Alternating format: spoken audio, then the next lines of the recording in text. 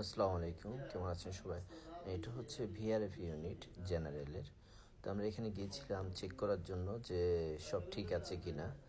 তো আমরা চেক করার পরে দেখলাম যে আমাদের গ্যাস একটা ঠিক আছে, আরেকটা গ্যাস ঠিক নেই। তো পরবর্তীতে আমরা এটা গ্যাস চেক করার পর আরেকটার মধ্যে লাগালাম।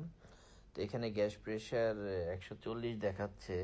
তো এটা ঠিক আছে, বাট অপোজিট সাইডে যেটা সেটার মধ্যে 100 দেখাচ্ছিল। তো এটা দেখানোর কারণে আমাদের বিআরএফ ইউনিটে ঠান্ডা একদম হচ্ছিল না, কম হচ্ছে আর কি। কারণ এটার মধ্যে 10টা ইউনিট আছে, 10টা ইনডোর আছে আর 3টায় আউটডোর আছে। 3টা আউটডোর মধ্যে একটা আউটডোর খারাপ, তো সে কারণে এই প্রবলেমটা।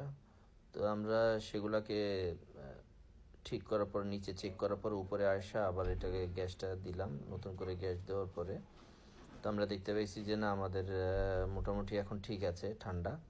চেক করতেছি বারবার যে ঠিক আছে কিনা, ঠান্ডা কুলিং আসতেছে কিনা, অন্য কোনো প্রবলেম তো নাই। তো এটা দেখার পর আমরা নিচে চেক করে আসার পর উপরে গ্যাস দিলাম। গ্যাস প্রেশার আমরা রাখছি হলো 130, এটা 410 গ্যাস। তো 410 গ্যাসের নর্মালি প্রেশার কিন্তু 120 130 150 পর্যন্ত দেওয়া যায়। তো আমরা 130 দেওয়ার পরে আমরা তারপরে এটাকে মেশিনটাকে শব্দে দেখার পরবর্তীতে মেশিনটাকে আমরা পরবর্তীতে একটা রিসেট মারি, যাতে মেশিনটা আবার ফাইনালি নতুন করে আবার চালু হয় আর কি।